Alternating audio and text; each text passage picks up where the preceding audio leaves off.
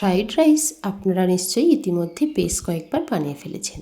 তবুও শীতকালীন সবজিগুলো যতদিন বাজারে আছে তার মধ্যে আপনারা আবারও একবার বানিয়ে ফেলতে পারেন এরকম ঝরঝরে সুন্দর একেবারে রেস্টুরেন্টের মতো ফ্রাইড রাইস। এটা আপনারা আলুর দম বা চিকেনের যে কোনো রেসিপির সাথে অনায়াসে ট্রাই করতে পারেন, খুবই সুন্দর লাগে। যাই হোক, আমি সাধনা আর আপনারা রয়েছেন সাধনার সাথে সাধনার হেসেলে। আজকে আমার রেসিপি ফ্রাইড রাইস। তো চলুন আমি কিভাবে ফ্রাইড রাইসটা বানাই সেটাই আজকে আপনাদের সঙ্গে শেয়ার করব। শুরু থেকে শেষ পর্যন্ত আপনারা আমার সাথেই থাকুন, সাথে রয়েছে অনেক ছোট ছোট ট্রিক্স। ফ্রাইড রাইস বানানোর জন্য আমি এখানে নিয়ে নিয়েছি 500 গ্রাম পরিমাণ বাসমতি রাইস। চালটাকে আমি ভালো করে ধুয়ে পরিষ্কার করে নিয়েছি এবং 15 মিনিট মতো ভিজিয়ে রাখার পর একটা পাত্রে তুলে নিয়েছি। এর বেশি ভিজিয়ে রাখার প্রয়োজন নেই। এখানে আমি নিয়ে নিয়েছি গাজর, লম্বা লম্বা সরু সরু করে কেটে নিয়েছি। বিনসগুলোকে একটুখানি আটচে আটচে করে পাতলা পাতলা করে কেটে নিয়েছি। নিয়েছি মটরশুঁটি, ফুলকপি ছোট ছোট করে কেটে নিয়েছি, আর নিয়েছি ক্যাপসিকামগুলোকে আমি লম্বা লম্বা সরু সরু করে কেটে নিয়েছি। আর এখানে নিয়েছি কিছুটা কাজু এবং কিছুটা কিশমিশ, আমি জলে একটা বাটিতে ভিজিয়ে রেখেছি। সবজিগুলো আমি আমার পরিমাণ মতো নিয়েছি। আপনারা যে যেমন সবজি খেতে পছন্দ করেন তেমনভাবে তেমন পরিমাণে নিয়ে নেবেন। এখানে আমি নিয়ে নিয়েছি গোলমরিচ গুঁড়ো 2 চামচ মতো, আর নিয়ে নিয়েছি গোটা গরম মশলা, যার মধ্যে এলাচ, দারচিনি এবং লবঙ্গ রয়েছে। এলাচগুলোকে ফাটিয়ে রেখেছি। আর নিয়েছি স্বাদ মতো লবণ, স্বাদ মতো চিনি, আর 2 চামচ মতো ঘি। এবার আমি ওভেনে একটা কড়াই বসিয়ে দিয়েছি, দিয়ে জল দিয়ে দিয়েছিলাম বেশ খানিকটা মতো। জল একটু গরম হয়ে এলে আমি দিয়ে দিয়েছি 1 চামচ লবণ এবং 2 টেবিল স্পুন মতো সাদা তেল। তেলটা দিলে ভাতগুলো খুবই ঝরঝরে হয়, এটা কিন্তু একটা ট্রিক্স। এবার জলটাতে মধ্যে আমি দিয়ে দিচ্ছি ভিজিয়ে রাখা চালগুলো।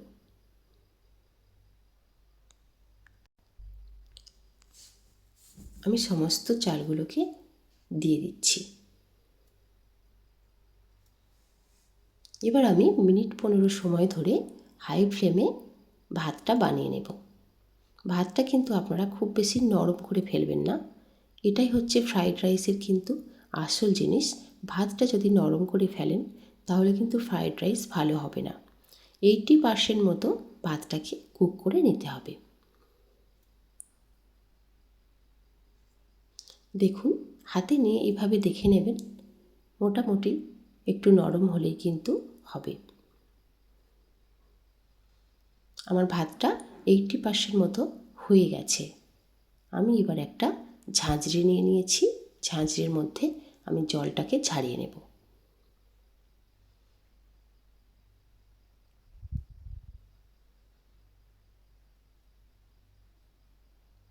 আমি সমস্ত ভাতগুলো দিয়ে দিয়েছি, দিয়ে জলটাকে ঝারিয়ে আমি একটা প্লেটে তুলে রেখেছি। এইভাবে একটা প্লেটে করে তুলে রাখলে ভাতটা বেশ ঝরঝরে থাকে। এবার আমি ওভেনে কড়াই বসিয়ে দিয়েছি। কড়াইতে দিয়ে দিয়েছি 25 ml মতো সাদা তেল। এবার আমি সবজিগুলোকে ভেজে নেব। প্রথমে দিয়ে দেব গাজরগুলোকে। গাজরটা যেহেতু একটু শক্ত সবজি তাই সেটা আগে দিয়ে দেব। সঙ্গে দিয়ে দেব বিনস। যে সবজিগুলো একটু শক্ত থাকে সেগুলোকে আগে দিয়ে দিলে ভালোভাবে কুক হয়। গাজর আর বিনসটা দিয়ে আমি একটুখানি ভেজে নেব। সবজিগুলোকে কিন্তু খুব বেশি করে ভাজার প্রয়োজন নেই, এটা কিন্তু একটা টিপসের মধ্যেই পড়ে, কারণ বেশি ভাজলে সবজিগুলোর কালার চেঞ্জ হয়ে যায়, সেক্ষেত্রে ফ্রাইড রাইসটা দেখতে ভালো লাগে না। এবার আমি অ্যাড করে দেব অল্প পরিমাণ মতো লবণ, যাতে সবজিগুলো তাড়াতাড়ি নরম হয়ে যায়। কিছুটা নরম হয়ে এলে আমি দিয়ে দেব ফুলকপি, ক্যাপসিকাম এবং কড়াইশুঁটি। এগুলোকে দিয়ে আবারও একটু নাড়াচাড়া করে করে ভেজে নেব। এই সময় কিন্তু আপনারা গ্যাসের ফ্লেমটাকে লো টু মিডিয়ামে রাখবেন। খুব বেশি হাইতে রাখলে কিন্তু সবজিগুলো পুড়ে যাওয়ার সম্ভাবনা রয়েছে। লো টু মিডিয়ামে রেখে এইভাবে আবারও একটু নেড়েচেড়ে ভেজে নিয়ে আমি একটা পাত্রে তুলে নিচ্ছি।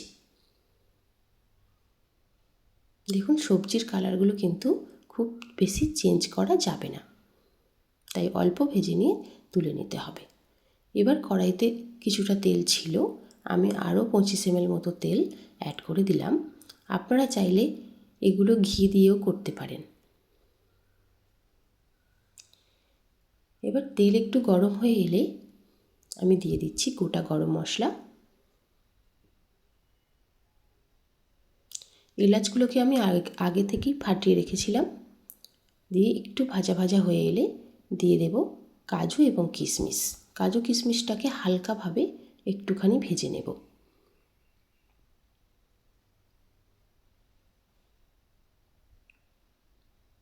এগুলো সবই আপনাদের কিন্তু গ্যাসের ফ্লেমটাকে লো টু মিডিয়ামে রেখেই করতে হবে।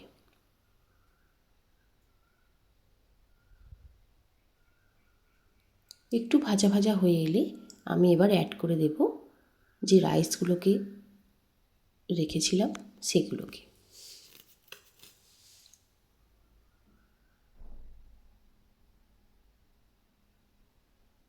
রাইসগুলো সবটা দিয়ে দেওয়ার পর এবার আমি একে একে বাকি জিনিসগুলো অ্যাড করে দেব। দিয়ে দেব স্বাদ মতো লবণ, স্বাদ মতো চিনি, এটা আপনাদের স্বাদ মতো বুঝেই দিতে হবে। দিয়ে দেব 2 চামচ মতো গোলমরিচ গুঁড়ো।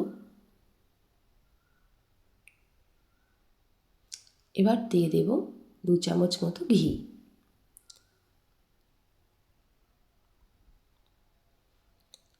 তারপর ভেজে রাখা সবজিগুলোকে অ্যাড করে দেব। সব কিছু দিয়ে দেওয়ার পর হালকাভাবে মিশিয়ে নিতে হবে এবং হালকাভাবে ভেজে নিতে হবে।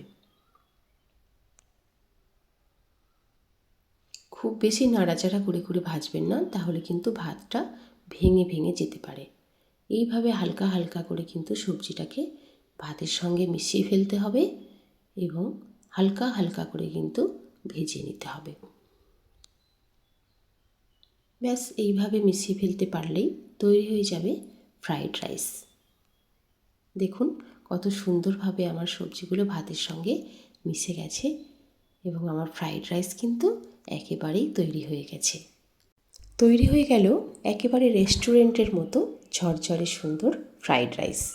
আর এই রকম ছোট ছোট টিপসগুলো ফলো করে আপনারাও কিন্তু বাড়িতে ঠিক রেস্টুরেন্টের মতোই ফ্রাইড রাইস বানিয়ে নিতে পারবেন। আর যদি রেস্টুরেন্টের মতো ফ্রাইড রাইস বাড়িতেই বানিয়ে নিতে পারেন, তাহলে আর রেস্টুরেন্টে যাওয়ার কোনো প্রয়োজনই নেই। রেসিপিটি আপনাদের কেমন লাগলো অবশ্যই কমেন্ট করে জানাবেন। যদি ভালো লেগে থাকে তাহলে লাইক, কমেন্ট ও শেয়ার করে দেবেন। আর আমার চ্যানেলে আপনি যদি প্রথম হয়ে থাকেন তাহলে আমার চ্যানেলটিকে সাবস্ক্রাইব করার অনুরোধ রইল এবং পাশে থাকা বেল বাটনটিকে অবশ্যই প্রেস করে দেবেন, যাতে আমি যখনই কোনো নতুন রেসিপি দেব সেটার সাথে সাথে সবার প্রথমে আপনি পেয়ে যান। অনেক ধন্যবাদ এতক্ষণ আমার সঙ্গে থাকার জন্য। আজ আমি এখানেই শেষ করছি। দেখা হচ্ছে অন্য কোনো স্বাদের অন্য কোনো রেসিপি নিয়ে। ততদিন আপনারা সবাই খুব ভালো থাকবেন এবং সবাইকে খুব ভালো রাখবেন।